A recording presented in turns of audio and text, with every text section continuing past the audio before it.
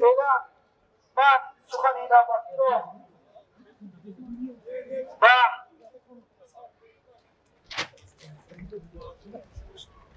عضو شورای پیمان ملی تاجیکستان محمد سعید رضایی میدهم.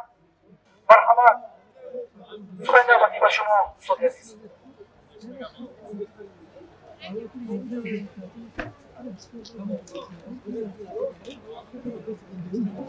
به نام خدای بخشنده مهربان.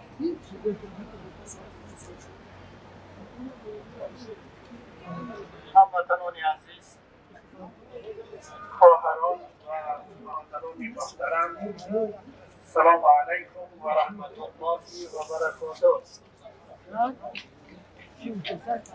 اینچنین هموطنان عزیزم، ملتی شرفمندم در داخل کشور و بیرون از آن،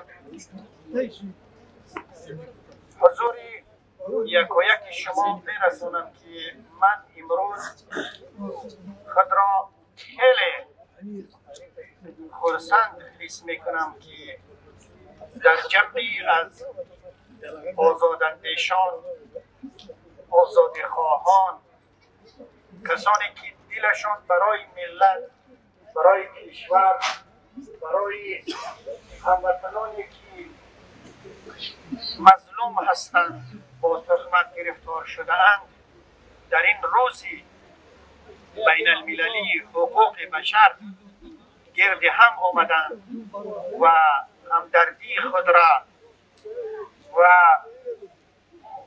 دلسوزی خود را به کشور و ملت و هموطنان خود تقدیم دارند، نشان میدهند و من خیلی از این که در بین اونها قرار دارم خود را خوشحال احساس میکنم و از خداوند تبارک و تعالی میخواهم که مظلومین، محبوسین و کسانی که با تهمت گرفتار شده اند، اونها را هرچی سریعتر از ظلم ظالمان رهایی بخشد، کشور ما را آرامی، استقرار، مردم ما را در فضای آزادی و در فضای دموکراسی زندگی کردن را، جوانها را با اون طموحات و آرزوهایی که دارند زندگی کردن را نصیب بگرداند. دوستان عزیز، در اینجا میخواهم یک یا دو چیزی را، دو نکته را اشاره کنم و یک توصیه را هم تقدیم هموطنان عزیزم ابراز بدارم. نکته اولی که میخواهم به آن اشاره کنم، باید بگویم که رژیم حاکم در کشور ما با سرپرستی امام علی رحمانو یک رژیم ترسو و بسیار خوف و هراسدار است و این نشانه هر یک رژیم دیکتاتور است که حتی از سایه خود، از جانشین خودش که میخواهد بردش بیاد، از اون خوف دارد و این را میتوانم من با دلیل اثبات کنم و این هم همانا برادرهای ما، هموطنهای ما اگر در یاد داشته باشند، هنوز در همایشی که به خاطر روز وحدت در دورتموند جمهوری آلمان سال 2017 برگزار شد و در اونجا هم یک میزگرده ها و نشسته های بود نسبتی گفت و شنید برای مشکلات تاجیکستان و این را همچون احیای یک ائتلاف نو و سر قدرت آمدن نهضت اسلامی تاجیکستان از طرف مرکز استراتژی نزد پرزیدنت تاجیکستان همچون تهدید برای کشور تاجیکستان قلمداد کرد و گفت شکل گرفتن مخالفین در خارج از کشور با رهبری یا که با سرداری حزب نهضت اسلامی تاجیکستان در واقع یک خطر برای امنیت کشور است. اما نگفت که خطر برای امنیت کشور نه، برای بهبودی کشور است و خطر برای دیکتاتور یا اینکه برای حاکمانی مستبد است.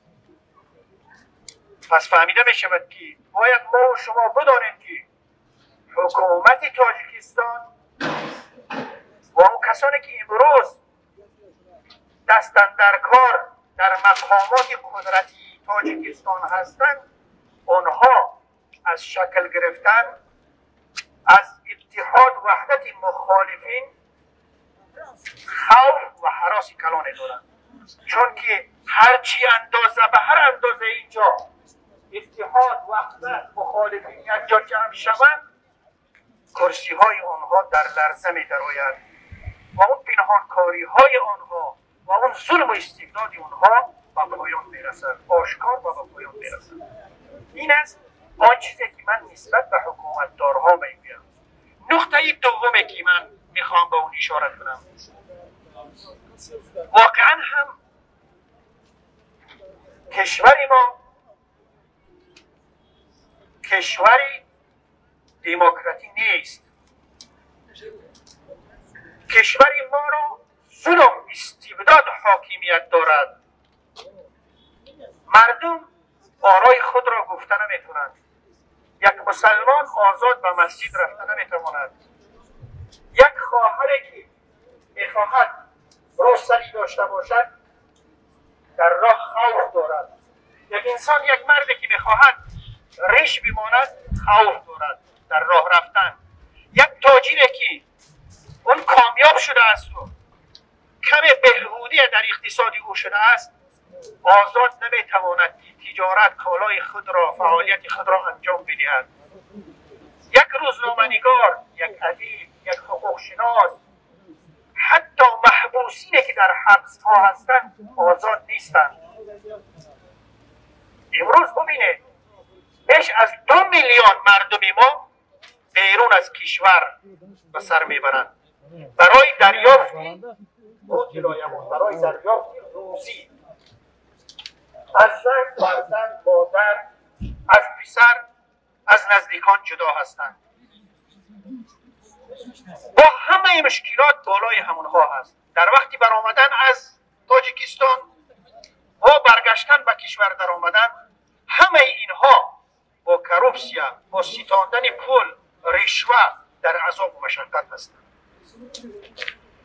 قریب 5 میلیون شهروند تاجیکستان امروز در کشورهای دیگر درخواست دادند، درخواستی شهروندی، پیدا کردن شهروندی و بیرون شدن از تاجیکستان را دارند. و اکثریت آنها، جای تاسف است این است که بیشتری آنها ادیب ها هستند، حقوق شناس ها هستند، متخصصین هستند که برای کشور ما آنها از باد و هوا کردن ضرورت دارند. دکتر هستند، طبیب هستند، مهندس هستند. همه اینها قریب 5 میلیون نفر درخواست دادند تا اینکه شهروندی دیگر کشورها را به دست بیارند. هموطنان عزیز، من گفتم که حتی در کشور ما محبوسینی که اونها برای اونها جزا معین شده است در حبسخانه ها آزاد نیستند.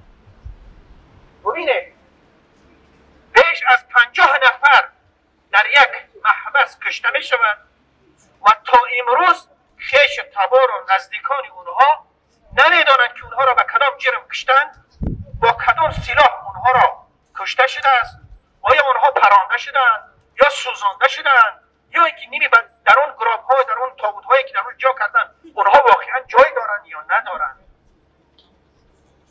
پس این از این کرده ظلم، از این کرده استبداد، از این کرده تحقیر برای ملت، برای کشور وجود دارد. این نقطه دوم بود که من با اون اشاره کردم. حالا من از همه برادرانی که در اینجا گرد هم آمدن تشکر میکنم و هر کسی که ما را امروز در خط اینترنت همراهی دارد و برای ما تبریک و از بودن خودشون با ما خبر میدهد، از اونها هم تشکر میکنم. واقعا اینها درک کردند که مشکلات، خوف و خطر تهدید که امروز کشوری ما را تهدید کرده ایستاده است، دامنگیر شده است، از اون خطر و از اون تهدیدهایی که در سال 92 عصر گذشته بود از اون وزمین‌تر است، از اون سخت‌تر است. کشور ما امروز پارچه زمین ما را داده می شود به یک جا، یک قسمتی از زمین ما را بیگانه ها را جا کرده می شود. مردم، دانشمندها، ادیبها، شاعرها، حقوقدانها، متخصصین، مهندسها کشور را ترک میکنند و درخواستی شهروندی دیگر کشورها را میکنند. و حالا هم میگیم که ما کشور داریم، وطن داریم که جنت آسا است و جنتی روی زمین است. بله، جنتی روی زمین را به دوزخ تبدیل دادند و این کسانی که همراهی میکنند این را خوب درک کردند و با صدای خودشون، با اشتراک خودشون، با آواز بلند کردن خودشون این درد و علم را، این احساسات را میخواهند که برای کشور، هموطنان عزیز، برای جامعه جهانی برسانند تا اینکه بتوانند به هر راهی که نباشد پیش این ظلم، پیش این استبداد، پیش این ناعدالتی بشوند. آزادی و محبوسان سیاسی. آزادی، آزادی، آزادی. توصیه‌ای که من میخواهم در اینجا حضور عزیزان تقدیم بدارم این است: هموطنان عزیز، خواهران و برادران، خطاب به همه حزب و حرکت‌های سیاسی که در داخل کشور و چه بیرون از خطاب به همه الیت و شخصیت‌هایی که در داخل کشور هستند و در حکومت هستند و برای ملت و کشور دلشون می‌سوزند. خطاب میکنم، توصیه میکنم برای همه ادیبان، نویسندگان، واقع‌نگارها، روزنامه‌نگارها، حقوقدانها، دکتر و طبیب و همه شخصیت‌هایی که امروز به علت کشور را ترک کردند. توصیه میکنم و اونها را هم میدانم که خود اونها میدانند که عمر ظلم دراز نیست و وحدت ما، اتحاد ما، همبستگی ما پایان دادن این ظلم است و رهایی کشور ما از این رژیم یا اینکه از این حکومت مستبد جنایتکار است. حکومتی که با جنایت سر قدرت اومده است و تا امروز طول 27 سال است که با جنایت میرود. یک نفری که اندیش است یا کشته می شود یا حبس کرده می شود یا بیرون از کشور کرده می شود. یک تاجری که دارا هست مال و اموالش گرفته می شود یا به ابد، حکم ابد حبس می شود یا بیرون از کشور می گردد. یک طبیب، یک حقوقدان. پس باید بدانیم که اتحاد و وحدت ما همان گونه که در روزهای اول از مرکز استراتژی نزد پرزیدنت کشور خبر دادند که وحدت اینها، اتحاد اینها، قوت گرفتن اینها، تشکل اینها به صورت وحدت خطر برای ظلم و استبداد اونها است. پس باید ما و شما این را خوبتر درک کرده باشیم و برای کشورمون، برای ملتمون، برای وطنمون، برای سرزمینمون گردی هم جمع باشیم و صدای عدالت و آزادی را در کشورمون و در تمام دنیا برسانیم. سلامت باشید. السلام علیکم و رحمت الله و برکاته.